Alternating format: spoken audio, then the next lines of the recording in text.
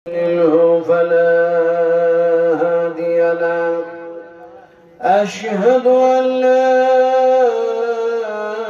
إله إلا الله وحده لا شريك له أشهد أن محمدا عبده ورسوله الذي أرسله بالحق بشيرا ونذيرا وداعيا إلى الله بإذنه وسراجا منيرا فقد قال الله تبارك وتعالى في كلامه المجيد والفرقان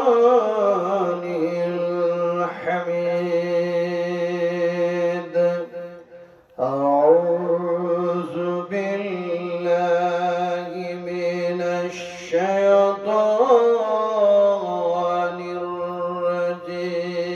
الرجيم بسم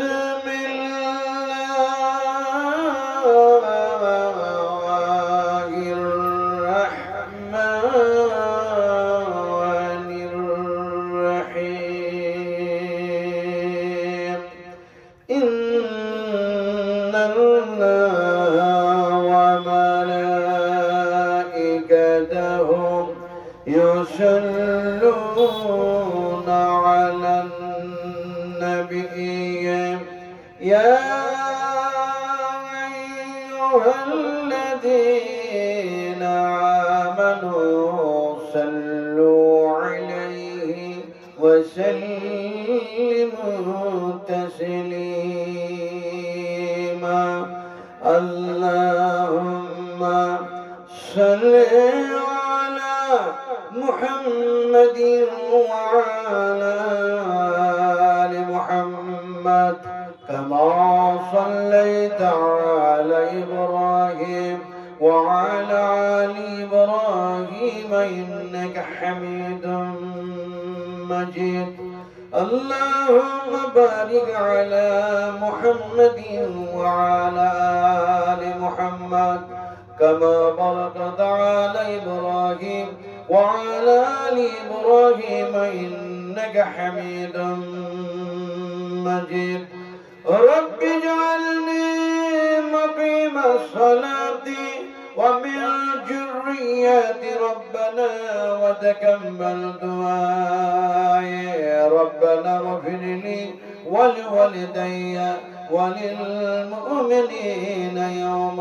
يقوم الحساب हमारे दुआ है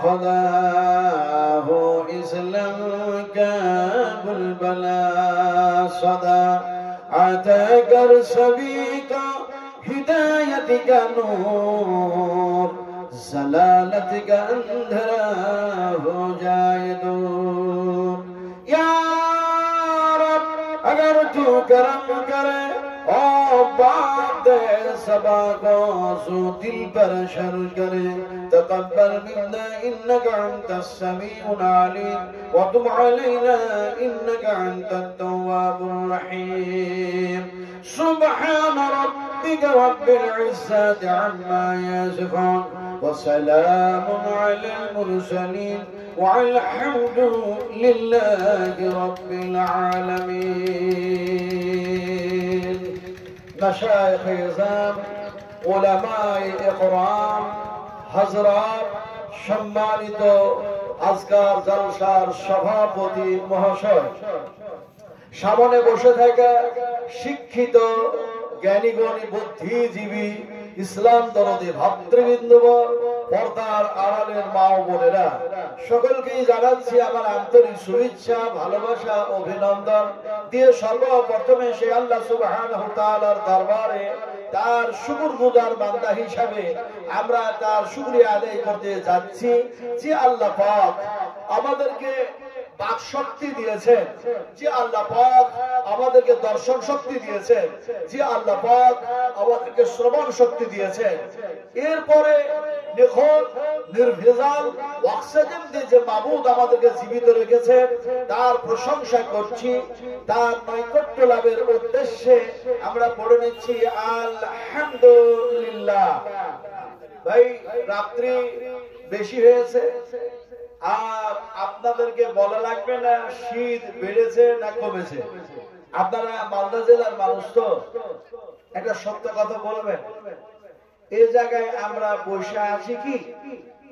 আমরা কি বসে আছি? সত্য কথা বলুন, সবাই মিলে বললে ভালো হয় না? আমরা কি বসে আছি? মিথ্যা কথা। এই জন্যই বললাম এই কথাটা, যে বসে আছি এই কথা যে বললাম, আল্লাহ সুবহানাহু ওয়া তাআলা চ্যালেঞ্জ করেন আর বলেন, এই জমিনটারে আমি যদি একদম ধসায়া দিই তাহলে আমরা কে কে বসে থাকতে পারবো? একটু হাত উঁচু করে দেখেন। কেউ পারবো না। তাহলে আমরা যেটা বললাম সেটা সঠিক নয়। তাহলে সঠিক কোনটা? আল্লাহ সুবহানাহু ওয়া তাআলা বলেন, আমি তোমাদেরকে বসে থাকার তৌফিক দান করেছি, তাই তোমরা বসে আছো। ফলে যে আল্লাহ পাক আমাদেরকে বসে থাকার তৌফিক দান করলেন তার প্রশংসা করতে কি আপনাদের কোনো আপত্তি আছে? একটু জোরে কথা বল। আপত্তি আছে? যেহেতু নাই, সেহেতু আমরা তার প্রশংসা করতেছি। একটু সবাই মহব্বতের সঙ্গে বলুন আলহামদুলিল্লাহ। তারপরে পরে আমাদের নবী, বিশ্ব নবী, রাহমাতুল আলামিন জনাবি মুহাম্মদ রাসূলুল্লাহ সাল্লাল্লাহু আলাইহি সাল্লামের প্রতি অসংখ্য অগণিত দরুদ ও সালাম অবতীর্ণ হয়ে যাক। সকলে বলুন আল্লাহুম্মা আমিন। বন্ধুগণ, এতক্ষণ পর্যন্ত বিভিন্ন উলামায়ে কেরাম, বিভিন্ন মুকাররির, বিভিন্ন লেকচারার, বিভিন্ন প্রফেসর, বিভিন্ন বক্তাগণ তিনাদের বিবৃতি, আলোচ্য বিষয় যা ছিল তা আপনাদের সামনে পরিবেশন করেছেন, আপনাদেরকে শুনিয়েছেন, আপনারা শুনেছেন। আমি নাজমে আলম, আমি কিছু বলতে পারি না, কিন্তু আল্লাহ সুবহানাহু ওয়া তাআলা কোরআন ও হাদিস থেকে আমাকে যা কিছু বলায় নেবেন, শুধু বলবো না, শুধু শুনবো না, বলার চাইতে শোনার চাইতে আমরা আমল করার চেষ্টা করবো। বলুন ইনশাআল্লাহ। একটু জোরে বলুন কি ইনশাআল্লাহ? হ্যাঁ হ্যাঁ, ইনশাআল্লাহ বুঝে বললেন না? না বুঝে। দেখুন, যে জিনিস, যে কাজ, যে কর্ম বুঝে করা হয়, যে কথা বুঝে বলা হয়, সেই জিনিসের মধ্যে, সেই কথার মধ্যে ভুল হওয়ার সম্ভাবনা না থাকাই হয়। ভুল হয় না, কিন্তু ভুল যদি হয় তাহলে কম হবে, না হওয়ার সম্ভাবনা বেশি থাকে। কিন্তু যে কর্মটা আমরা না বুঝে করব, যে কথাটা না বুঝে বলবো, সেটাতে 100% ভুল হওয়ার সম্ভাবনা থাকে। কথা ঠিক না বেটি বলুন? তাহলে ইনশাআল্লাহ এটা কি বুঝলাম? এতটুকু বুঝেছি, আল্লাহ যদি চায়, এতটাই বুঝেছি। কিন্তু বিশ্বনবী মুহাম্মদ রাসূলুল্লাহ সাল্লাল্লাহু আলাইহি ওয়াসাল্লাম তিনি বলেন, হে আল্লাহর বান্দা বান্দীরা, তোমরা যখন এক আল্লাহর সামনে সিজদায় পড়ে যাও, তখন আল্লাহ আর বান্দার মধ্যে কোনো পর্দাই থাকে না, ডাইরেক্ট একটা যেন সম্পর্ক তৈরি হয়ে যায়। বিশ্বনবী এই কথা যেন বললেন। আল্লাহ পাক বলেন, ওয়াসজুদু ওয়াখতারিব। আল্লাহ পাক বলেন, তোমরা আমার সামনে সিজদায় পড়ে যাও আর আমার নিকটবর্তী হয়ে যাও। নিকট থেকে নিকটবর্তী, সংলগ্ন থেকে সংলগ্ন, কাছে থেকে আরো আমার কাছে তোমরা হয়ে যাও। আল্লাহ সুবহানাহু ওয়া তাআলা সামনে যখন মোরা সিজদায় পড়ে যায়, তখন আমরা বলি কি? সুবহানা রাব্বিয়াল আলা। আবার যেন বলি সুবহানাকা আল্লাহুম্মা রাব্বানা ওয়া বিহামদিকা আল্লাহুম্মা ইগফিরলি। এখন দেখা যায় এমনি করে যেটা বললাম সিজদায় পড়ে সেটা যেন দেখা যায় অনেকেই তাসবিহ ভাবি অথবা সেটাকে যেন তাহমিদ যেন ভাবি, কিন্তু দেখা যায় যখন আমি বললাম তখন যদি বুঝতাম এরকম আমার সেন্স, আমার ধ্যান, আমার ধারণা, আমার আকীদা, আমার চিন্তা, আমার চেতনা, আমার মন মস্তিষ্ক সমস্ত সবকিছু যদি এরকমটা সিজদায় পড়ে হয়ে যেত, আল্লাহ তুমি হতো সমস্ত যেন ত্রুটি থেকে যেন পাক, সমস্ত আয়ুব থেকে তুমি হলে পাক, আর আমি তোমার গোলাম, তুমি আমার মুনিব, তোমার সামনে সিজদায় পড়ে গিয়েছি, ফলে তুমি আমাকে পাক করো, পবিত্র করো। সুবহানাকা আল্লাহুম্মা রাব্বানা ওয়া বিহামদিকা আল্লাহুম্মা ইগফিরলি। এই সেন্সে যখন বললেন, এই চিন্তা নিয়ে যখন বললেন, তখন বুঝেই বলেছি আল্লাহ সুবহানাহু ওয়া তাআলা বলেন ইন্নাল্লাহা গফুরুর রহিম, আমি আল্লাহ তোমাদের জীবনের গুনাহ সব maaf করে দিলাম। ধরুন সুবহানাল্লাহ, এটা ধরুন সুবহানাল্লাহ। ইনশাআল্লাহ বিশ্বনবী মুহাম্মদ সাল্লাল্লাহু আলাইহি ওয়াসাল্লাম বুঝাতে চাইলেন ইনশাআল্লাহ তোমরা যদি পড়ো না, তোমরা যে কথাটা বলো সেই কথাটা কমপ্লিট করার জন্য এমনি করে ইনশাআল্লাহ পড়া লাগে। তার মানে কথা আনকমপ্লিট, অসম্পূর্ণ, আর সম্পূর্ণ কিভাবে করতে হবে রাসূলুল্লাহ শিখাই দিয়েছেন। তার মানে আগামীকাল মালদা যাব, আগামীকালকে যেন হরিশ্চন্দ্রপুর যাব, আগামীকালকে এই কাজটা করব, আগামীকালটা ওই কাজটা করব, আগামীকাল বিয়ে বাড়ি যাব, নানা কিছু যেন বললাম, কিন্তু তাই সেই কথা হলো আনকমপ্লিট, অসম্পূর্ণ কথা হয়ে গেল। তার মানে আপনারা বলতে হবে আগামীকাল এই কাজটা করব ইনশাআল্লাহ। বিশ্বনবী বললেন তোমরা যখন ইনশাআল্লাহ শব্দ লাগায় নাও, সেই কাজটা করতে গিয়ে যতই জটিল হোক না কেন, যতই জটিলতা দেখা দেখ না কেন, যতই সমস্যা হোক না কেন, আল্লাহ সুবহানাহু ওয়া তাআলা তোমার জটিল কাজটাকে, কঠিন কাজটাকে সহজে পরিণত করে দেবেন ইনশাআল্লাহ পড়ার কারণে। ইনশাআল্লাহ পড়ার কারণে জটিল কাজ আল্লাহ পাক সহজে পরিণত করে দিতে পারেন। আমি গত রাত্রে যে জায়গায় ছিলাম ক্যালকাটা, দেখুন ক্যালকাটাটা, কলকাতাটা শুধু ওই হাওড়া স্টেশন আর বড়বাজার আর চিতপুর বুঝে নয়, শুধু খিদিরপুর বলে নয়, এমনি করে আপনি হাওড়া স্টেশনের পূর্ব দিক, দক্ষিণ দিক, উত্তর দিক এবং পশ্চিম দিক 100 কিলোমিটার দূর ঘোরার পরেও আপনি দেখবেন সব কলকাতা। বসিরহাট সেটাও কলকাতা, দন্তপুকুর কলকাতা, বারাসাত কলকাতা, এমনি করে ঢোসারহাট কলকাতা, এমনি করে পনিরহাট কলকাতা, এমনি করে রাজারহাট কলকাতা, চিনার পার্ক কলকাতা। তার মানে কলকাতার এমন কোন রোড নেই যে রোডে আল্লাহ পাক আমাকে ঘোরার নাই, আর এমন কোনটা টাউনের এমন একটা জায়গা নেই যে জায়গা আল্লাহ পাক আমাকে বক্তৃতা করার নাই। তো গত রাত্রে যেখানে আমি ছিলাম সেখানে অনেক বড় বড় ওলামায়ে কেরাম ছিলেন। এখন দেখা যায় আমার মতো একটা বয়োজ্যেষ্ঠ মানুষকে নিয়ে যাওয়া হলো এমন একটা সময়ে যে সে সময় প্যান্ডেলে পরিপূর্ণ প্যাকটাপ লোক ছিল। আমি যে মজমুনটা সেখানে আলোচনা করেছি আজকে করব না, তবে রাজারহাটের কথাটা কেন বললাম, যে রাজারহাটে আমি বক্তব্য রাখছিলাম সেই রাজারহাটে আপনার থানা থেকে মাত্র 50 মিটার দূরে। তো দেখা যায় ওসি সাহেব আসলেন থানা থেকে, তিনার সঙ্গ সাথীদেরকে সঙ্গে করে নিয়ে আমাকে এসে বললেন আপনি কি ঝাড়খণ্ডের মানুষ? আমি বললাম ইয়েস, আমি ঝাড়খণ্ডের মানুষ। আপনি কি শব্দ করছেন? উনি বলছেন যে আপনি ঝাড়খণ্ডের মানুষ হয়ে এত স্পষ্ট বাংলা বলেন কি করে? আমি বললাম যদি আপনি শব্দ করেন তাহলে আপনার নাম হচ্ছে জামালউদ্দিন, এই থানার যেন আপনি বলেন ওসি, আর আবার নবী, আপনার নবী বিশ্ব নবী রাহমাতুল লিল আলামিন, তিনি হলেন সমস্ত কায়নাতের নবী। রাসূলুল্লাহ বলেছেন তোমরা শব্দ করো না, শব্দ করা মহাপাপ। আপনি এখন শব্দ করে যদি পাপ করেন আমার কিছু করার নাই। ইন্সপেক্টর আমাকে বললেন ওটা না হয় উত্তর পেলা, কিন্তু আপনি বলেছেন ইনশাআল্লাহ পড়তে গেলেই আল্লাহ পাক জটিল কাজটাকে সহজ করে দেন। তো আমার সবচেয়ে জটিল আর কঠিন কাজ হচ্ছে থানাতে বসে আমি ইনশাআল্লাহ পড়বো, আর আসামি ধরা কি সহজ করে দেবে আল্লাহ? কত বড় খেপা, কত বড় খেপা। কোরআনের চিন্তা নাই, কোরআনের আলোতে তার চেতনা নাই। দেখা যায় সে যেন বললো যে আমি থানাতে বসে ইনশাআল্লাহ পড়বো, আর আল্লাহ পাককে আসামি ধরা আমার জন্য সহজ করে দেবেন। আমি বললাম অবশ্যই করে দেবেন। ধরুন সুবহানাল্লাহ। উনি খুব অবাক হয়ে গেলেন, বলে তা কি করে হয়? আমি বললাম এই প্রশ্নের উত্তর আমি যদি আপনাকে দিতে শুরু করি কোরআন ও হাদিস থেকে, তাহলে দিতে দিতে দিতে কোরআন থেকে আলোচনা করতে করতে, হাদিস থেকে আলোচনা করতে করতে, তাফসীর ইবনে কাসির, তাফসীর হুসাইনি, তাফসীর মারফুল কোরআন, তাফসীর মুধুর কোরআন, তাফসীর আসরুল বায়ান, তাফসীর দুক্কান, তাফসীর কাসাব, বিভিন্ন তাফসীর কারকেরা বিভিন্ন তাফসীর করেছেন।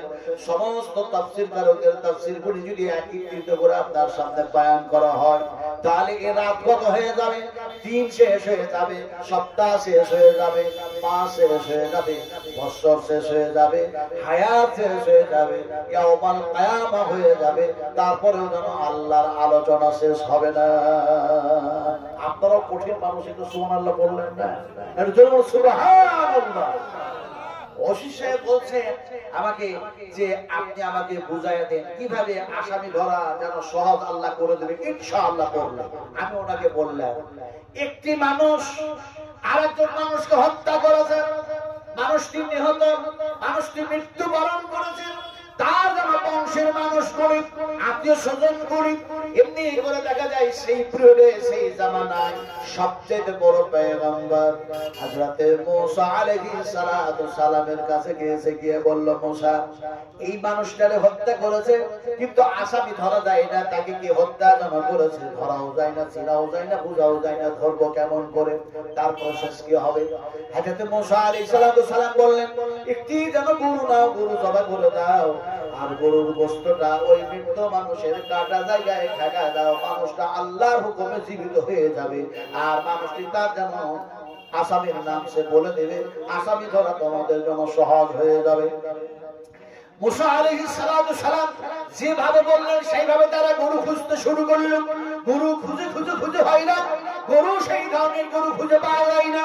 আবার হযরত মুসা আলাইহিস সালাতু সালামের কাছে আসলো, বলে জিজ্ঞেস করতে ভুলে গেছি আপনাকে ওই গরুর বয়স কতটা হবে, কেমন হবে, বুড়ো হবে না যুবক জওয়ান হবে, হৃষ্ট হবে না অহৃষ্টপুষ্ট হবে, কেমন হবে, তার লেজটা কেমন হবে, তার রংটা কেমন হবে?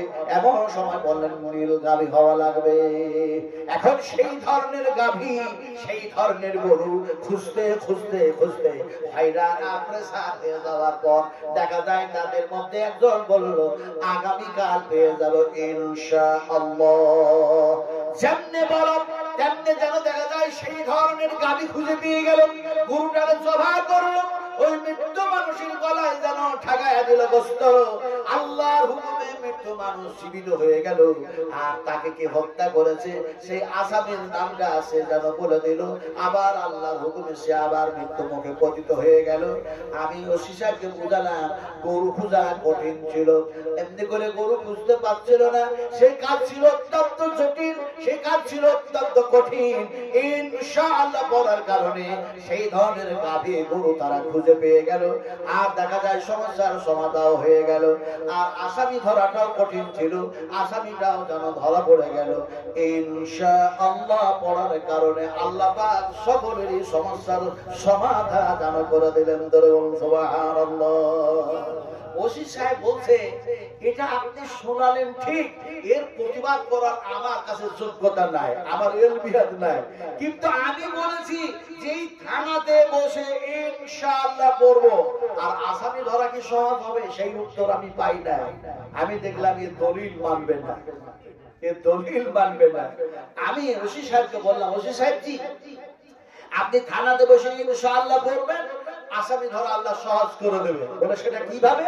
আমি বলে আপনি যদি ঘুষ না খান, আপনাদের এলাকার পুলিশেরা তো ঘুষ টুস খাই না, মালদা জেলা খায়। এখন তাকে বললাম ঘুষ যদি না খান, মিথ্যা কথা যদি না বলেন, আপনারা বলুন মিথ্যা কথা বলা ভালো না খারাপ? একটু জোরে বলুন না। মিথ্যা কথা বলা কি আর সত্য কথা বলা?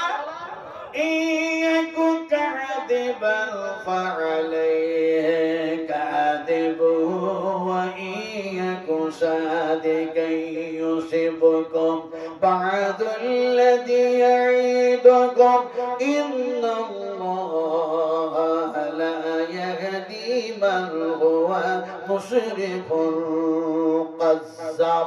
আল্লাহ রাব্বুল আলামিন তিনি বলেন যারা এমনি করে সীমা লঙ্ঘনকারী হয়, সীমা অতিক্রমকারী হয় আর মিথ্যাবাদী হয়, আমি আল্লাহ সুবহানাহু ওয়া তাআলা তারাকে হেদায়েত করি না। কথা বলতেছিলাম আল্লাহ পাকের যে কথাগুলি বলবো, নবীর যে হাদিসগুলি শোনাবো, আমরা শুনবো, বলার চাইতে শোনার চাইতে উত্তম আমল করার চেষ্টা করব। আমরা ইনশাআল্লাহ পড়ে নিই, আমল করাটা আমাদের জন্য আল্লাহ সহজ করে দেবে। একটু জোরে বলুন ইনশাআল্লাহ, আরো জোরে বলুন ইনশাআল্লাহ। এটা কি বললাম?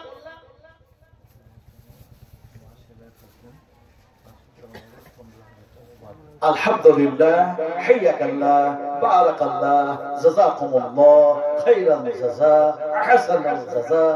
اللهم اغفر خطايا كبيرنا، اللهم اغفر خطايا صغيرنا، اللهم اغفر خطايا ظاهرنا، اللهم اغفر خطايا باطننا، اللهم اغفر له وفيه واعف عنه واكرم نزوله واسع مدخله واغسله بالماء والثلج والبرد. اللهم نقي من الخطايا كما ينقى الثوب الابيض من الدنس وابدله دارا خيرا من داره واهلا خيرا من اهله وزوجا خيرا من زوجه وادخله الجنه. اللهم امين. মাসেদা এমন একজন মহিলা, তিনি জানো 15,000 টাকা, 500 টাকা নগদ দিয়েছেন, বাদ বাকিটা দিয়ে দেবেন ইনশাআল্লাহ। একটু জোরে বলুন তো। আল্লাহ পাক তার দানকে সদরে গ্রহণ করে নিয়ে আল্লাহ যাতে মা আয়েশার সঙ্গে জান্নাতে থাকার যাতে ব্যবস্থা করে দেন। একটু জোরে আল্লাহুম্মা আমিন। 15,000 টাকা দিয়েছে মসজিদে। আমি এখন যদি কালেকশন শুরু করি তা আপনারা কালেকশন দিবেন, কিন্তু আমি যে ওয়াজ, যে নসিহত, যে বিষয়, যে মজমুন আপনাদের সামনে তুলে ধরতে চাইছি, গভীর রাত তো ফলে সব জায়গাতে আমি বলি যে আমার যদি আপনারা বক্তব্য শুনতে চান তাহলে পরে আমাকে এরকম কালেকশনের সময় না এনে আমাকে যদি ওয়াজ করার জন্য এমনি শোনার জন্য নিয়ে আসেন তাহলে খুব ভালো হবে। অথবা দেখা যায় আমাকে আপনারা এমন একটা সময় দিবেন যাতে মানুষগুলি ওয়াজ ও নসিহতগুলি কোরআন হাদিস থেকে শোনার একটা সুযোগ পায়। কিন্তু এমন একটা সময় আসছে সে সময় কালেকশন করবো না আপনাদেরকে ওয়াজ শোনাবো, কোনটা করবো? কিন্তু সবটারই তো দরকার, কালেকশনেরও দরকার, নসিহতেরও দরকার। এখন এমন একজন মহিলা টাকা দিয়েছেন কত? 15,000 টাকা। একজন মহিলা। আমি আপনাদের বলি আমাদের মসজিদকে ভেঙে দিয়ে, মসজিদ ভেঙে দিয়ে মন্দির বানানো হলো, বানাচ্ছে।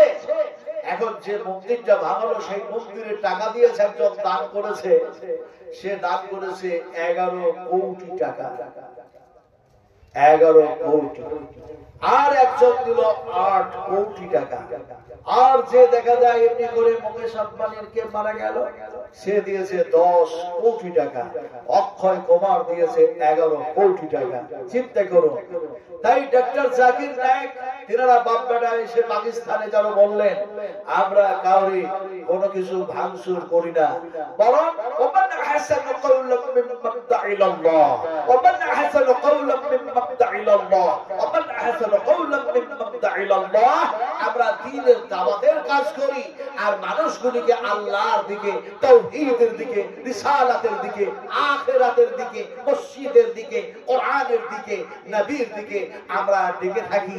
আর তাই টাকার জন্য যে জিনিস দিয়ে এগুলিকে প্রচার আর প্রসার করে থাকি সেটার দাম 10 কোটি টাকা না, সেটার দাম 8 কোটি টাকা না। পৃথিবীর সর্বশ্রেষ্ঠ ক্যামেরা তার দাম হচ্ছে 12 কোটি টাকা। সেই ক্যামেরা আমি ডক্টর জাকির নায়েক কিনেছি আর মানুষের কাছে সেই তার মাধ্যম দিয়ে দাওয়াতের কাজ যেন করতেছি।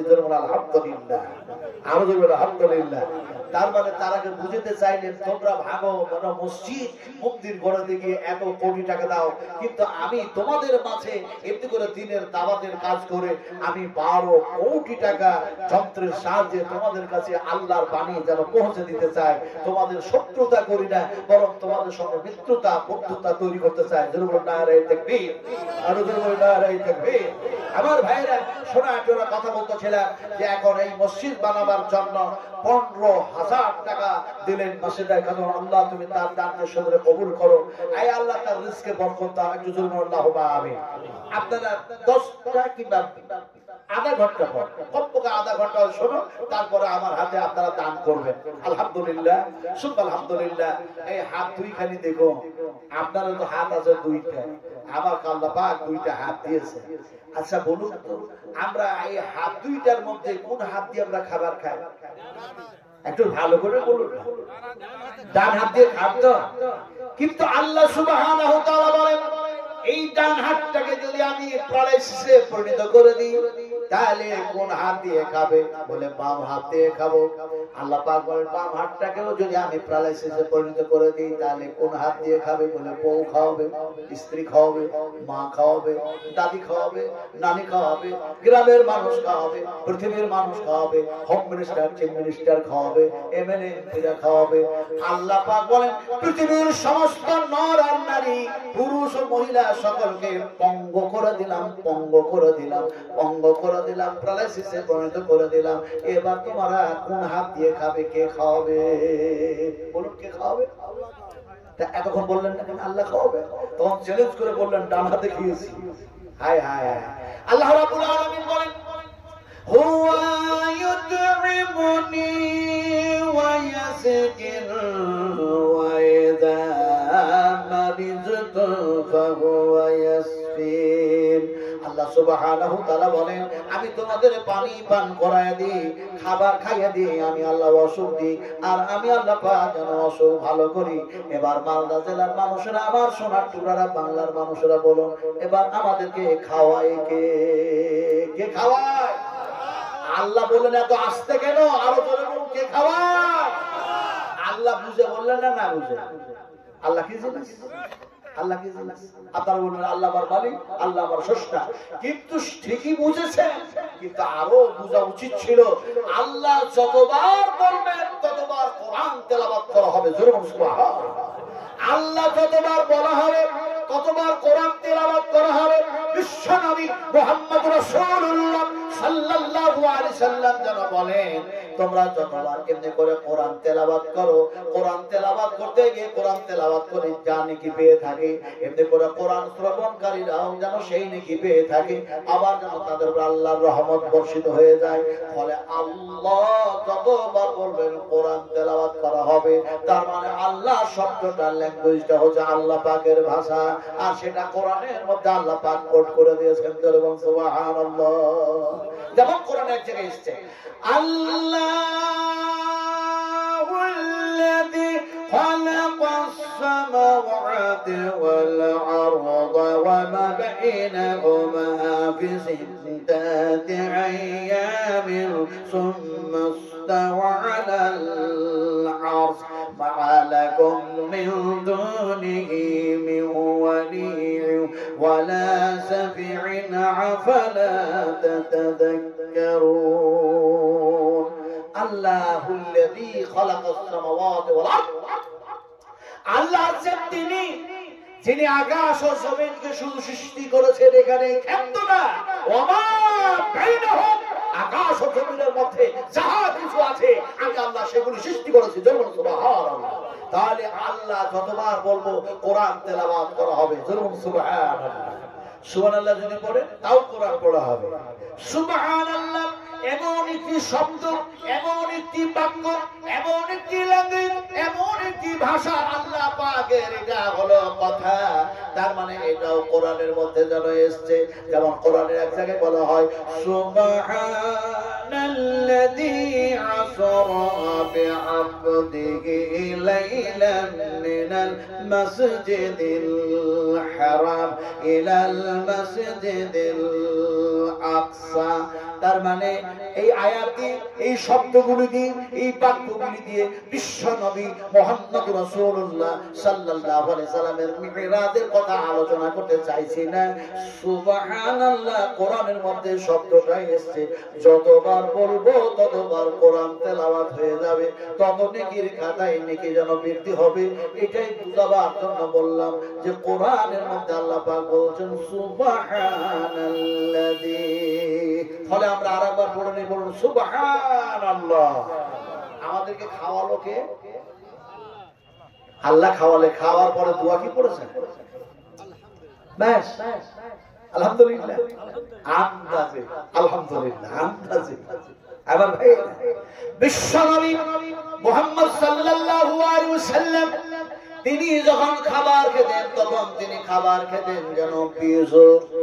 আর নবী বলেছেন আল্লাহ হলেন পিজোর, আল্লাহ পিজোরকে মহব্বত করেন, ভালোবাসেন। সুবহানাল্লাহ। আল্লাহ হলেন পিজোর আর আল্লাহ পিজোরকে ভালোবাসেন, মহব্বত করেন। এখন বিশ্ব নবী মুহাম্মদ রাসূলুল্লাহ সাল্লাল্লাহু আলাইহি সাল্লাম যখন খেজুর খেতেন, তিনটা খেতেন অথবা একটি খেতেন। একদিন যেন দেখা যায় তিনি খেজুর খেলেন, তিনটি খেজুর। খাবার খাওয়ার পরে দোয়া পড়লেন কি শোনো, যে দোয়াটি নবী পড়লেন সেই দোয়াটি ইমাম বুখারী রাহমাতুল্লাহ আলাইহি এই বুখারী শরীফের মধ্যে কোট করে দিলেন। হাদিসটা যেন এসে গেল, দোয়াটা এসে গেল এরকম ভাবে। বিশ্ব নবী বললেন আলহামদুলিল্লাহি হামদান কাসীরান তাইয়িবান মুবারাকান ফি গায়রা মাগফিয়ান ওয়ালা মুআদ্দিয়ান ওয়ালা মুস্তাগনান আনহু রাব্বানা। এই দোয়াটা আপনাদের জানা আছে তো নাকি? জানা নাই? কালকে সব মাদ্রাসায় ভর্তি হয়ে যাবে, সব ভর্তি হন। কুল হাল ইয়াসতাবিল লাযীনা ইয়ালামুনা ওয়াল লাযীনা লা ইয়ালামুন। শিক্ষিত মানুষ আর অশিক্ষিত মানুষ কখনো সমান হয় না, আল্লাহ পাক নিজেই বলছেন। ফলে আমাদেরকে শিখতে হবে না, হবে না বলো? হবে না, হবে না? আমার রাসূল, আমার নবী রাহমাতুল আলামিন তিনার আমরা হলো উম্মত। ফলে আমরা নবীকে ফলো করব, নবীকে আমরা অনুসরণ করব, অনুকরণ করব, নবীর থিওরি অনুযায়ী আমরা জীবন বাস্তবায়ন করব ইনশাআল্লাহ। আর তো ইনশাআল্লাহ কথা বলতেছিলাম কি আপনাদের সামনে, কথা বলতেছিলাম যে ইনশাআল্লাহ বললে জটিল কাজকে আল্লাহ সহজ করে দেন। এই কথাটাই শব্দটা কোরআনের মধ্যেও এসেছে। যেমন কোরআনে এক জায়গায় বলা হয় ইনশাআল্লাহু মিনাস সাবিরিন ফালাম্মা আসলামা ওয়া তাল্লাহু লিল জাবিন ওয়া নাদাইনাহু আইয়া ইব্রাহিম। এই শব্দটি হযরত ইব্রাহিম আর হযরত ইসমাঈল আলাইহিস সালামের ওয়াকিয়া বর্ণনা করতে চাইছি না। ইনশাআল্লাহ বললে যে কোরআন তেলাওয়াত করা হয়, এই শব্দ যে কোরআনের মধ্যে এসেছে, এটা আপনাদেরকে ইনফরমেশন করলাম, এ ব্যাপারে অবগত করলাম, এ ব্যাপারে জানায় দিলাম। শুধু এখন শুনলে হবে না, বললে হবে না, আমাদেরকে আমল করতে হবে। এমনি করে দেখা যায় আমলকারীর অভাব আছে কিন্তু বেঈমানের অভাব। কথা বলে না? তারপরে কি বলবো? মান। কিন্তু আমি নাজমালা বলবো মান, মান। তার মানে ঈমান, আমাল এগুলি অভাব আছে কিন্তু বেঈমানের অভাব নাই। বুঝাবো কেমন করে? হজের সময় এসেছে, যেমন আল্লাহ সুবহানাহু ওয়া তাআলার কাছে আমার দুইটা আশা ছিল। আমার মায়েরা, আমার আম্মা জানেরা, আমার আব্বাজিরা, আমার সোনাসুরা, আমার আশা ছিল দুইটা। আল্লাহর কাছে দুইটা আশা আল্লাহ পূরণ করেছে। জোরে বলো আলহামদুলিল্লাহ, আরো জোরে বলো আলহামদুলিল্লাহ। একটা আশা ছিল যে জেল যদি খাটতে পাওয়া যায় আল্লাহর কথা বলে, নবীর কথা বলে যদি জেল খাটতে পাওয়া যায়, জেল খাটতে খুব মজা লাগবে। কথা বুঝেন কি? চুরি করেছেন, মানুষ খুন করেছেন, রাহাজানি করেছেন, জেনা করেছেন, ধর্ষণ করেছেন, জেল খেটেছেন, সে জেল খেটে মজা নাই, সে জেল খেটে মজা নাই। জেল খাটতে গিয়ে দেখা যায় কোরআন ও হাদিস, আল্লাহ এবং আল্লাহ রাসূলের কথা বলতে গিয়ে জেল খাটবেন, দারুণ মজা পাওয়া যাবে। জেল খাটলেন হযরত আল্লামা ইমাম তাইমিয়া হাফিজাহুল্লাহ 11 বার জেল খাটলেন। হযরত ইমাম আহমদ বিন হাম্বল রাহমাতুল্লাহ আলাইহি তিনি জেল খাটলেন। ইমাম জাহির রাহমাতুল্লাহ আলাইহি তিনি জেল খাটলেন এবং শহীদ হয়ে গেলেন। এমনি করে দেখা যায় জেল খেটেছেন, এমনি করে দেখা যায় যিনারা জেল খেটেছেন আল্লাহ এবং আল্লাহ রাসূলের কথা বলতে গিয়ে। আমি মনে মনে ভাবলাম, আল্লাহ যদি আমি তোমার কথাগুলি, নবীর কথাগুলি বলতে গিয়ে জেল খাটতে পাওয়া যায়, কাউরি সুন্নাত আদায় হোক চাই না হোক, কমপক্ষে হযরত ইউসুফ আলাইহিস সালামের তো সুন্নাত আদায় হয়ে যাবে। জোরে সুবহানাল্লাহ। হযরত ইউসুফ আলাইহিস সালাম জেল খাটে নাই, জেল খাটেন নাই, অবশ্যই খেটেছেন। এখন দেখা যায় আমি জেল খাটলাম, মানে আমি কয়েকখানায় বন্দী হলাম, আমাকে বন্দী করা হলো, কলকাতার বহু গ্রামে বন্দী করা হয়েছে। কিয়াম করলেন না কেন? দরুদ সালাম পাঠ করলেন না কেন? আপনাকে হাদিয়া দেওয়া হবে না?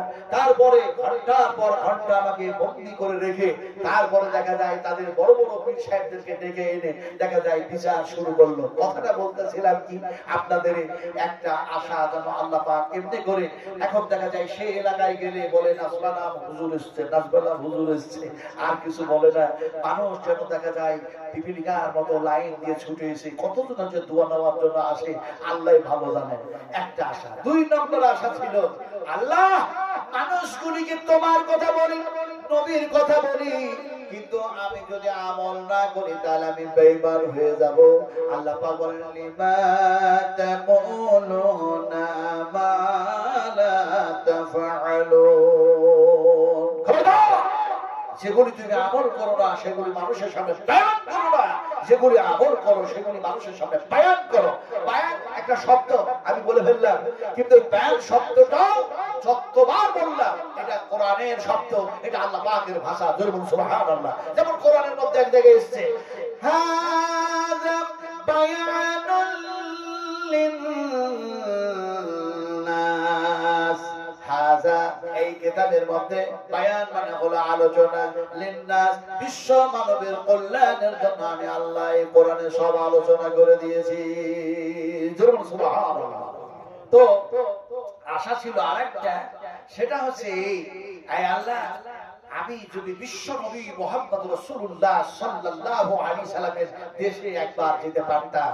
কারণ ইসলাম এসেছে, কোরআন এসেছে, তাওহীদ এসেছে, রিসালাত এসেছে কোথা থেকে?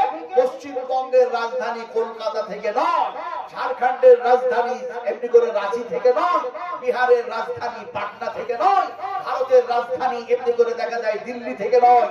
ইসলাম এসেছে স্বয়ং যেন দেখা যায় মদিনায়ে মুনাওয়ারা থেকে। জোরে সুবহানাল্লাহ। রাসূল আকরাম সাল্লাল্লাহু আলাইহি ওয়াসাল্লাম বলেছেন, বুখারী শরীফের হাদিস, আল্লাহর হাবিব বলেছেন, বিশ্ব নবী বলেছেন, এমনি করে পৃথিবীর মানুষগুলি বলবে আমি মুসলিম, আমি মুসলিম, আমি মুসলিম, আমার নাম আব্দুর রহমান, আমার নাম আব্দুল খালিক, আমার নাম আব্দুল বারি, আমার নাম আব্দুল গফফার, আমার নাম আব্দুর রাজ্জাক, আমার নাম আব্দুল ফাত্তাহ। এমনি করে নানা জন নানা কিছু বলবে, কিন্তু পৃথিবীর মানুষগুলি দেখা যায় তারা নিজেরা মুসলিম দাবি করবে, তারপরেও তারা যেন দেখা যায় কোরআন মাফিক জীবন চালাবে না, হাদিস মাফিক জীবন চালাবে না, ইসলামের প্রাধান্য দিবে না।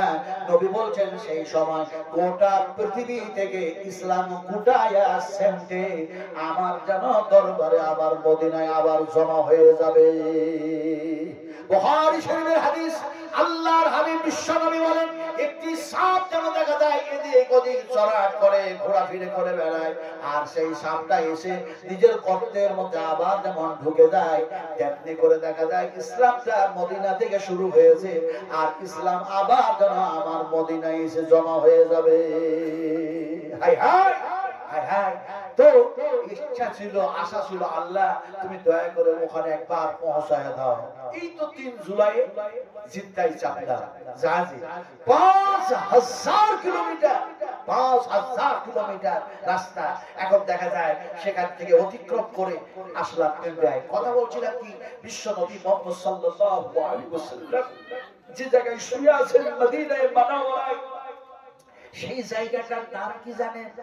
বুখারী শরীফের হাদিস, আমার রাসূল যে জায়গায় শুয়ে আছেন বিশ্ব নবী বলেছেন আমার মিহরাব থেকে, আমার মিহরাব থেকে, আমার মিহরাব থেকে আমার মিম্বার পর্যন্ত এটা হলো রিয়াদুল জান্নাহ, এটা হলো রিয়াদুল জান্নাহ। আল্লাহ পাক যেন রিয়াদুল জান্নাতের এক টুকরার মধ্যে আমাকে আরামের মধ্যে রেখেছেন। আমি যেন এখানে আরাম করতেছি, আমি যেন জান্নাতের মধ্যে আমি আছি। বিশ্ব নবী মুহাম্মদ সাল্লাল্লাহু আলাইহি সাল্লামের সেই জান্নাতের মধ্যে যেন গেলাম। কথা বুঝেন কিনা? নবীজি যেখানে শুয়ে আছেন দেখা যায় তার চতুর্দিকে একটা জায়গা, নবী যতটা বলেছেন সেটা হলো জান্নাতুল বাক, জান্নাত রিয়াজুল জান্নাহ। এখন রিয়াজুল জান্নাতের মধ্যে যখন গেলাম তখন দেখা যায় আল্লাহর হাবিব সে জায়গায় দাঁড়িয়ে নামাজ পড়িয়েছেন, আর যে জায়গাতে দাঁড়িয়ে খুতবা দিয়েছেন সেই জায়গায় গিয়ে 2 রাকাত নামাজ আদা করলাম। আর 2 রাকাত নামাজ আদায় করার পরে 2টা হাত আল্লাহর দরবারে উঠায়া দিলাম, উঠায়া দিয়ে আর দোয়া করলাম। আপনাদের সকলের জন্য দোয়া করেছি, আল্লাহুম্মা গফির লানা ওয়া লিল মুমিনিনা ওয়াল মুমিনাত ওয়াল মুসলিমিনা ওয়াল মুসলিমাত, আল্লাহুম্মা আলিফ বাইনা কুলুবিহিম ওয়াসলিহ যাত বাইনহিম ওয়ানসুরহুম আলা আদুবিকা ওয়া আলা আদুবিহিম, আল্লাহুম্মা ইন্নাল কাফারাতা আল্লাযীনা ইয়াসুদ্দুনা আন সাবিলিক ওয়া ইউকাদ্দিমুনা রাসূলাক ওয়া ইউকাতিলুনা আওলিয়া, আল্লাহুম্মা খালিফ বাইনা কালিমাতিহিম ওয়া যালজিল আকদামাহুম ওয়া সাদ্দিদ সামাআহুম ওয়া ফাররিক জামাআহুম ওয়া আদল বিহিম বাসাকা আল্লাযী লা তারদা আনিল কওমিল মুজরিমিন। এছাড়াও দোয়া করেছি, আল্লাহুম্মা গফির লানা ওয়া লিল মুমিনিনা ওয়াল মুমিনাত ওয়াল মুসলিমিনা ওয়াল মুসলিমাতিল আহইয়া মিনহুম ওয়াল আমওয়াত। দোয়া যখন লম্বা হয়েছে, 2 জন পুলিশ আমার সামনে দাঁড়ায় পিছন থেকে এসে বলছে, দলিল দলিল দলিল, কম কম, তারিক তারিক। তার মানে এটা রিয়াজুল জান্নাহ, যে জায়গায় দোয়া করছো এই দোয়া আল্লাহর দরবারে কবুল হয়ে যায়। জোরে সুবহানাল্লাহ। বিশ্বনবী যেখানে শুয়ে আছে, আরে রাসূলকে যে জায়গায় গোসল দেওয়া হয়েছিল আয়েশার বাড়িতে, সেই জায়গাটা এখন 4 কোনা জায়গা, সবুজ ঘাসে সুন্দর করে সাজানো, চতুর্দিকে ব্যারিকেড দিয়ে ঘেরা আছে, আর সেখানে পুলিশ যেন দাঁড়িয়ে আছে। একটা ঘাসও সেখানে যাতে কেউ নিতে না পারে, সেখানে যেতেও যাতে না পারে। এখন দেখা যায় সেই খাপ থেকে যখন বাইর হলেন, মনে হচ্ছে আরে আমার রাসূলকে ছেড়ে আর যেতে ইচ্ছা করে না। বিশ্বনবীকে সালাম জানালাম, আসসালামু আলাইকা ইয়া রাসূলুল্লাহ, আসসালামু আলাইকা ইয়া হাবিবাল্লাহ। নবীজির 2 পাশে 2 জন যেন শুয়ে আছেন, তিনার রফিক, তিনার দোস্ত, তাদেরকে সালাম জানালাম, আসসালামু আলাইকুম ওয়া রাহমাতুল্লাহি ওয়া বারাকাতুহু ইয়া আবু বকর সিদ্দিক রাদিয়াল্লাহু তাআলা আনহু, আসসালামু আলাইকুম ওয়া রাহমাতুল্লাহি ওয়া বারাকাতুহু ইয়া ওমর রাদিয়াল্লাহু তাআলা আনহু। কথা বলতেছিলাম আপনাদেরকে, যেখান থেকে যেন ইসলাম এসেছে আবার সেই জায়গায় ইসলাম যেন আবার গিয়ে জমা হয়ে যাবে। ফলে যেন সেখান থেকে আসলো কোরআন। আজকে কোরআনের শত্রু আছে না? আপনারা বলুন, একটু জোরে কথা বলুন, কোরআনের শত্রু আছে না?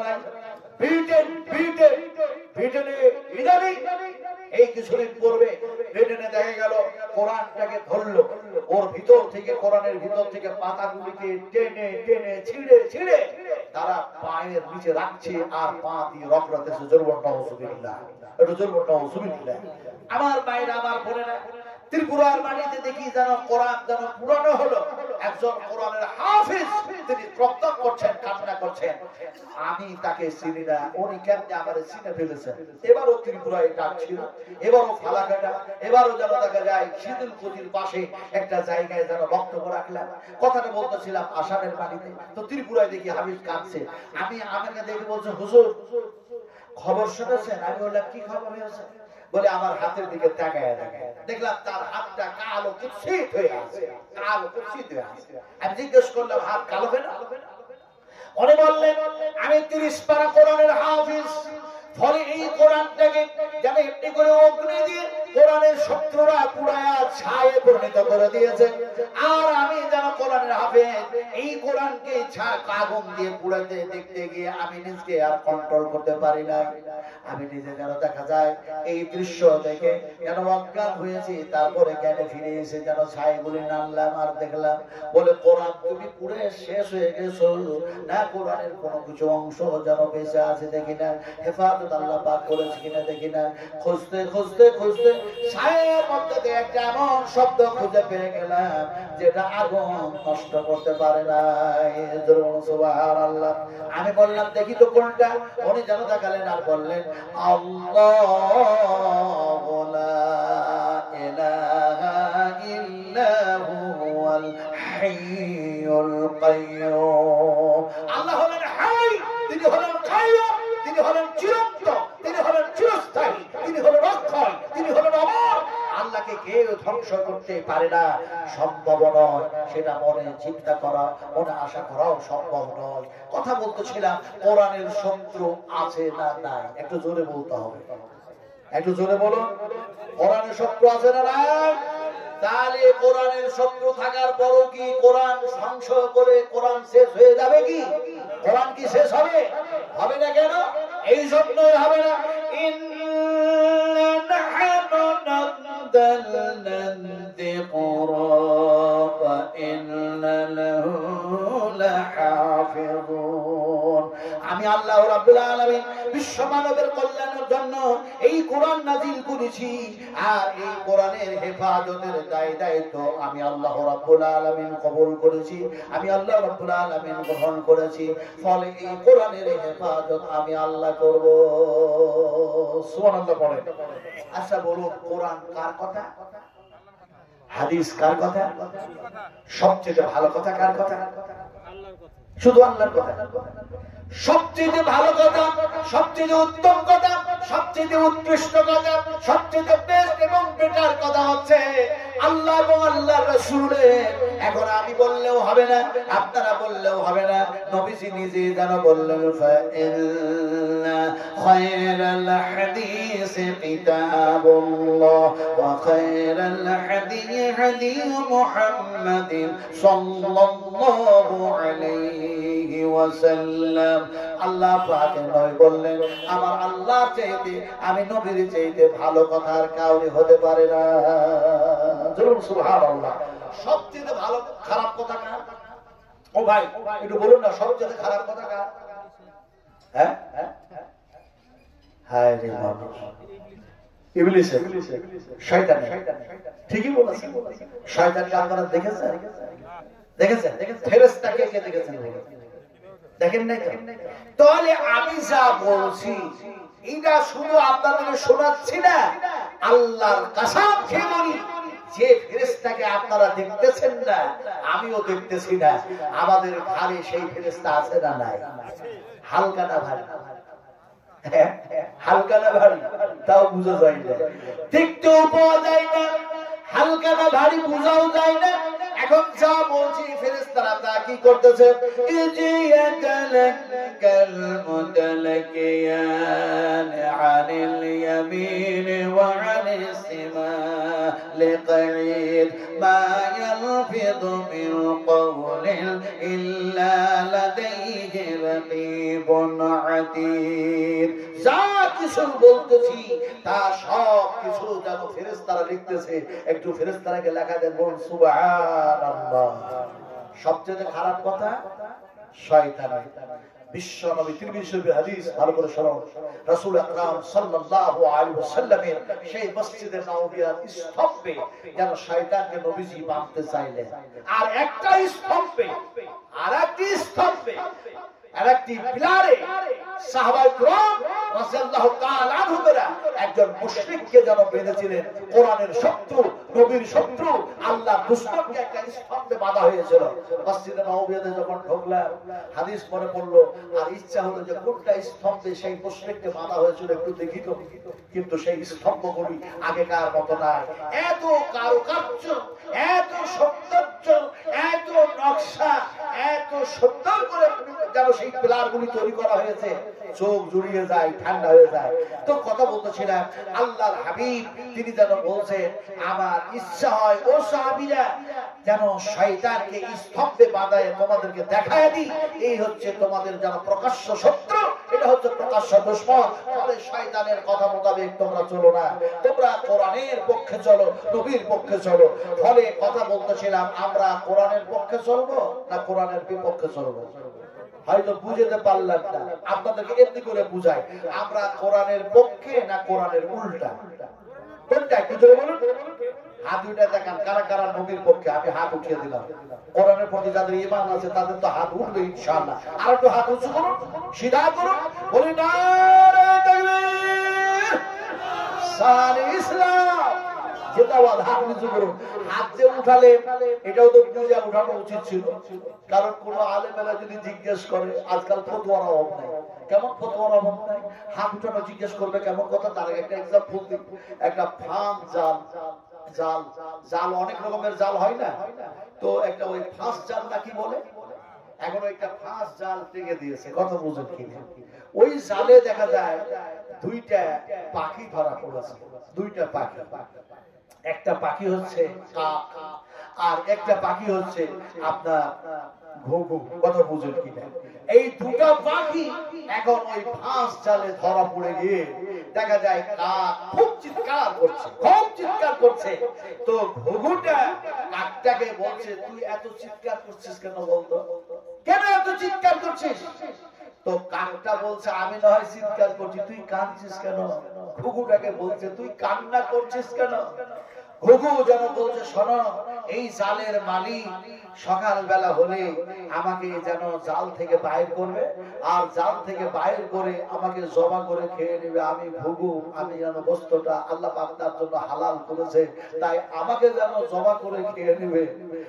তো আমি কাক, আমি ঘুঘু, যার জন্য কান্না করছি। ঘুঘুটা বলছে, আচ্ছা তুই কেন কান্না করছিস বল? তো কাকটা বলছে, আমি কান্না এই জন্য করছি, আমার গোশত হারাম, আমাকে কেউ খাবে না, কিন্তু জাল থেকে বাইর করার পরে কোন মুরগির কাছ থেকে যে ফতোয়া নিয়ে আমার গোশতকে হালাল করে আমাকে জবাই করে খেয়ে নেবে, তার ভয়ে আমিও কান্না করছি। আমার ভাইরা, তো কেউ তো জিজ্ঞেস করতে পারে, হাত কেন উঁচু করেছিলেন? হাত উঁচু করলে কি হয়, কি লাভ হয়? যারা হাত উঁচু করলেন নবীর সুন্নাত আদায় করলেন, আর যারা হাত উঁচু করলেন পৃথিবীর কোন আলেম ওলামাও জিজ্ঞেস না করলেও, কোন মুহাদ্দিসিনও জিজ্ঞেস না করলেও, স্বয়ং যদি আল্লাহ জিজ্ঞেস করে, হাত তুই কেন উঁচু হয়েছিলি, আল্লাহর প্রশ্নের উত্তর হাত কথা বলবে না, বলবে না, বলবে না, বলবে না। আল্লাহ রাব্বুল আলামিন যদি জিজ্ঞেস করেন, হাত তুই কেন উঁচু হয়েছিলি বল, হাত তাহলে বলবে, ইয়া রাব্বুল আলামিন, ইয়া আরহামার রাহিমিন, তুমি আমার স্রষ্টা, তাই যেন তোমার পক্ষে, তোমার কোরআনের পক্ষে, তোমার নবীর পক্ষে, তোমার পক্ষে আমি হাত যেন গোলামি করতে গিয়ে উঁচু হয়ে গিয়েছিলাম। আল-ইয়াওমা নাকতিমু আলা আফওয়াহিহিম ওয়া তুকাল্লিমুনা আইদিহিম ওয়া তাশহাদু আরজুলুহুম বিমা কানু ইয়াকসিবুন। শরীরের স্কেপ সব আল্লাহর সামনে কথা বলবে, যেমন সুবহানাল্লাহ। আলোচনা করছিলাম বেঈমানের অভাব নাই। তো হজের মৌসুম এসেছে, হজের সময় এসেছে, কোরবানি দেওয়ার জন্য, কোরবানির জানোয়ার কেনার জন্য হাটে গেছে। তো এই দেখা যায় হাটে একজন পুঁজিপতি মানুষ বলছে, ভাই তোমার এই খাসিটার দাম কত? তো বলছে 1,25,000 টাকা। বলে এত টাকা? একটা খাসির এত টাকা দাম? তো খাসির মালিক বলল, পৃথিবীতে যত খাসি আছে সেই খাসি আর এই খাসির গুণ একরকম নয়। পুঁজিপতি মানুষটা বলল, তাহলে এর গুণ কেমন? সে বলল, এই খাসির গুণ হচ্ছে, খাসলাত হচ্ছে, এই খাসির উপরে যে চাপবে, চাপার সাথে সাথে সে মক্কা শরীফ আর মদিনা শরীফ দেখতে পাবে।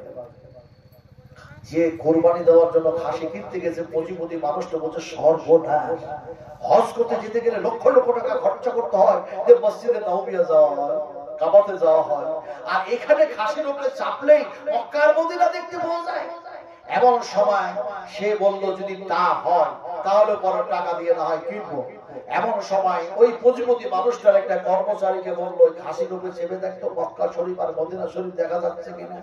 এমন সময় কর্মচারীটা দুই দিকে দুইটা ঠ্যাং দিয়ে পা দিয়ে খাসির উপরে একটু বসেছে, বসার পরে মনে মনে ভাবছে, এই খাসি যে বিক্রি করতে এসেছে সে তো খাসির গুণাগুণ বয়ান করলো, আর আমার মালিক আমাকে বললো দেখতো দেখতে পাওয়া যাচ্ছে কিনা। কিন্তু আমি যদি বলি যে দেখতে পাওয়া যায় না, আর আমার মনিব আমার মালিক যদি বলে খাসির মালিক, সে বলছে দেখতে পাওয়া যায়, তুই আমার কর্মচারী কেমন দেখতে পাস না, এই বলে যদি আমাকে তার দরবার থেকে বঞ্চিত করে দেয়, তাহলে আমার রুজি রুজি বন্ধ হয়ে যাবে। তো কর্মচারীটা বলছে, অত ঝামেলায় যাওয়ার দরকার নাই। ও খাসির উপরে চেপে বলছে, আল্লাহু আকবার, কি সুন্দর যেন কাবাতে তওয়াফ হচ্ছে, কি সুন্দর যেন মসজিদে নববিয়া দেখতে পাওয়া যাচ্ছে। এখন হাটে যত লোক ছিল, হাটের লোক সব জমা হয়ে গেছে, একত্রিত হয়ে বলছে, হলোটা কি? বলে এই খাসির উপরে চেপে যেন মক্কা আর মদিনা শরীফ দেখতে পাওয়া যাচ্ছে। তারাও বললো খাসির দাম তো এমনি 1,25,000 কেন, 1.5 লক্ষ টাকা হওয়া উচিত ছিল। এমন সময় খাসির মালিক বলল, কর্মচারীর কথা শুনে বিশ্বাস করেন না, আপনি নিজে কোরবানি দিবেন, আপনি মালিক, আপনি নিজে খাসির উপরে চেপে দেখুন। এখন পুঁজিপতি মানুষটা খাসির উপরে চেপেছে, চাপার পরে সে মনে মনে ভাবছে কই মক্কা শরীফ দেখা যায় না, কই মদিনা মসজিদে নববীও দেখা যায় না। কিন্তু আমি পুঁজিপতি হলে হবে কি, আমি সম্মানিত ব্যক্তি হলে হবে কি, এখন দেখা যায় আমি যদি বলি দেখতে পাওয়া যায় না, তাহলে পরে সব মানুষগুলি বলবে তুমি বেঈমান, তুমি বেঈমান। তুমি পুঁজিপতি হতে পারো, তুমি ধনাঢ্য মানুষ হতে পারো, কিন্তু তুমি বেঈমান। কিন্তু তোমার ওই কর্মচারী তার ঈমান আছে, সে বেঈমান নয়, তাই দেখতে পেয়েছে। আর তুমি পুঁজিপতি হওয়ার পরে তোমার ঈমান নাই, তাই তুমি দেখতে পাও না, তুমি বেঈমান, তুমি বেঈমান। এখন চিন্তা ভাবনা করে পুঁজিপতি মানুষটা সেও বলতে লাগলো আমি খামাকা বেঈমান হব কেন? সেও বলছে আল্লাহু আকবার, কি সুন্দর মদিনা, কি সুন্দর যেন মক্কা দেখতে পাওয়া যাচ্ছে। আসলে বলতে চাইলাম আমার ভাইরা, আমার মায়েরা, আমলের অভাব আছে কিন্তু বেঈমানের দেখা যায় অভাব নাই। কোরআন মাফিক জীবন আমরা চালাতে পারি না। কথাটা বলতেছিলাম বিশ্ব নবী মুহাম্মদ রাসূলুল্লাহ সাল্লাল্লাহু আলাইহি সাল্লামের কাছে রাত্রি গভীর হয়েছে, এক এক করে উঠে চলে যাচ্ছেন।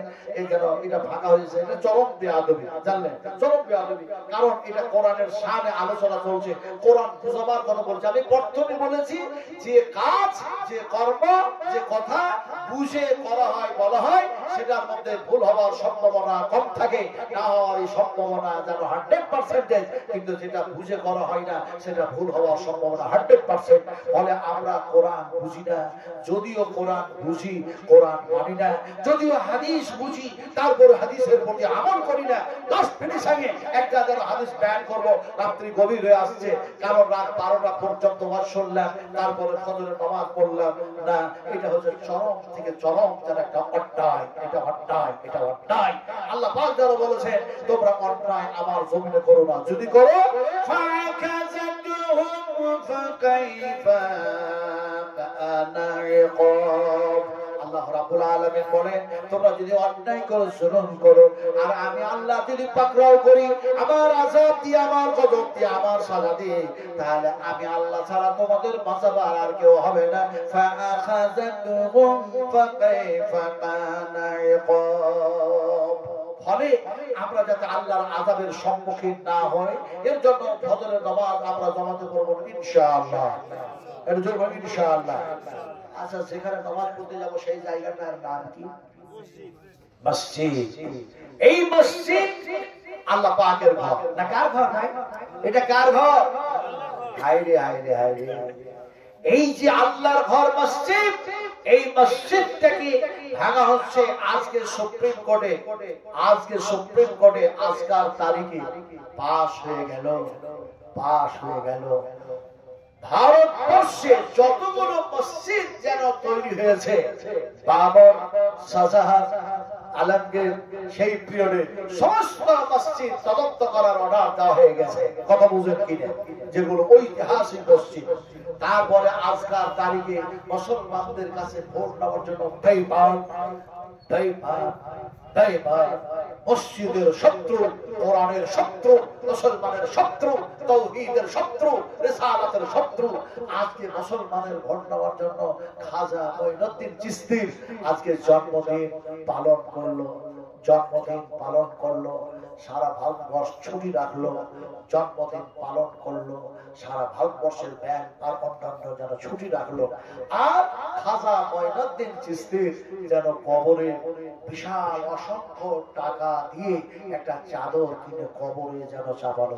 নওজুবিল্লাহ। লোকটার নাম হচ্ছে আমাদের ভারতের প্রধানমন্ত্রী, কি যেন লোকটার নাম? হ্যাঁ কি না? আমি বলবো না, ওটা চাওয়ালা, চাওয়ালা, কেটলিওয়ালা, কেটলিওয়ালা, কেটলিওয়ালা। আজকে খাজা মঈনুদ্দিন চিশতির জন্মদিন বলে মুসলমানদের কাছে ভোট নেওয়ার জন্য দেখা যায় সেখানে চাদর চাপানো। নওজুবিল্লাহ। আমরা ডাকবো কাকে? চাইবো কার কাছে? উদুনি আস্তাজিব লাকুম। আল্লাহ পাক বলেন তোমরা আমার কাছে চাও, আমি তোমাদেরকে দেব, তোমাদের অভাব মোচন করব। তোমরা আমাকে ডাকো, তোমাদের ডাকে সাড়া দেব। সুবহানাল্লাহ। আল্লাহ রাব্বুল আলামিন নবী, বিশ্ব নবী এই ওয়াজ করতে গেলেন সাহাবা কিরামদের সামনে, ওয়াশারিউ ইলা মাগফিরাতিন মির রাব্বিকুম ওয়া জান্নাতিন আরদুহাস সামাওয়াতু ওয়াল আরদু উইদ্দাতিল মুত্তাকিন। আরে আল্লাহ পাক ডাকতে, আসো আসো আমার মাগফিরাতের দিকে, আমার রহমতের দিকে দৌড়ায় আসো, ছুটে আসো। আল্লাহু আকবার। তোমাদের জন্য যে জান্নাত রেখেছি সেটা আকাশ আর জমিনের চাইতে বেশি প্রশস্ত। আল্লাহ রাসূল যখন এই ওয়াজ করছেন, একজন তরুণ, একজন যুবক দাঁড়ায় গিয়ে বলছে, ফাইনা ইয়া রাসূলুল্লাহ। বুখারী শরীফের ইবারত, ও মিয়া বুখারী শরীফের ইবারত, সেই হাদিস বয়ান করতে বিশ্বাস করুন। তিনি বলছেন, যুবকটা বলছেন, ফাইনা ইয়া রাসূলুল্লাহ, হে আল্লাহর রাসূল, আমি যদি শহীদ হয়ে মারা যাই আমি যাব কোথায়? নবীর মুখ দিয়ে বাইর হয়ে গেল, ওয়ালা ফিল জান্নাহ, বেহেশতের মধ্যে চলে যাবে। যুবকটা দুনিয়ার সব মালধন, সমস্ত খেজুর, যত যাবতীয় যা কিছু ছিল, যা খাচ্ছিল, সবকিছু আল্লাহর জন্য বিসর্জন দিয়ে দিল। তলোয়ার নিয়ে ঢাল নিল, আর যেন জিহাদের ময়দানে গেল, মোকাবেলা করতে গিয়ে যেন শহীদ হয়ে গেল। নবীর কথা মোতাবেক সে মানুষটা যেন, সেই যুবকটা জান্নাতে চলে গেল।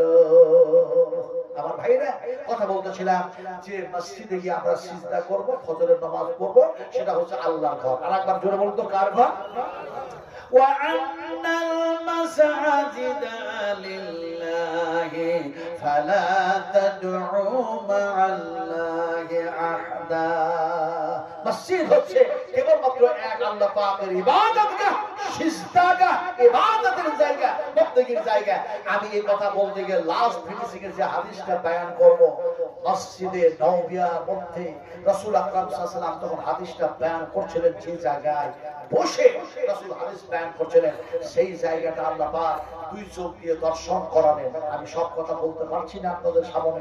এখন কথাটা বলতেছিলাম যে যে হাদিসটা আমি বলবো লাস্টে, সেটা অবশ্যই বলবো রাসূল যেখানে হাদিসটা বয়ান করেছিলেন মসজিদে নববিয়ার ভিতরে। কিন্তু আমি বলেছি যে মসজিদ হচ্ছে আল্লাহ পাকের ঘর। এখানে আপনারা যারা বসে আছেন, এই দেখুন, এই হাত দুটো দিয়ে দেখুন, আল্লাহ পাক মুলতাজিম মুলতাজিম মুলতাজিম, যে গেটটা সোনালী রঙের গেট, সেই যেন হাতিম। আল্লাহ রাসূল বলেছেন, ওই গেটে হাত দিয়ে যখন দোয়া করা হয়, দোয়া কবুল হয়ে যায়। লক্ষ লক্ষ মানুষের ভিড়ের মধ্যে আমরা স্বামী স্ত্রী দুইজন যে কেমন করে চলে গেলাম, একেবারে নিচে একটা সরু যেন দেখা যায় সিঁড়ি আছে, ওই সিঁড়ির উপরে পা যে কেমনে রাখলাম টের পাই না। দেখা যায় দুইটা হাত যেন কেমনি করে চোকাটে দিয়েছে, কথা বুঝলেন কিনা? গেটে একেবারে গেটে হাত দিয়ে আল্লাহ দরবারে দোয়া করলাম। দোয়া যা করেছি আমল গোপন, ওটা থাক, ওটা বলবো না। কিন্তু আপনারা এখানে আছেন, আমি মুসাফির মানুষ, মুসাফির মানুষ, সেই কাবার জন্য নয়, সেই মসজিদে নববিয়ার জন্য নয়, আল্লাহ পাকের দেখা যায় ইবাদতটা এই মসজিদের জন্য চাই। সেখানে যতগুলো মানুষ বসে আছেন ভাই, যতগুলো মানুষ বসে আছে, তার মধ্যে থেকে একটা মানুষ না, সবকটা মানুষ একটু নিয়ত করলেন যে এরকম, আল্লাহ আপনাকে দেখি নাই, নবীকে দেখি নাই, ফলে যেন নবীর হাতের পানি পান করে বেহেশতে যাব। এই আল্লাহ, তাই নবীর মহব্বতে আমি তোমার রাস্তায় যেন এমনি করে দেখা যায় আমি এক বস্তা সিমেন্ট দিচ্ছি, অথবা এক মণ গম দিচ্ছি, অথবা এক কুইন্টাল ধান দিচ্ছি, অথবা দেখা যায় 5 বস্তা সিমেন্ট দিচ্ছি, অথবা 500 টাকা দিচ্ছি। 10টা মানুষ বলবেন, 10টা মানুষ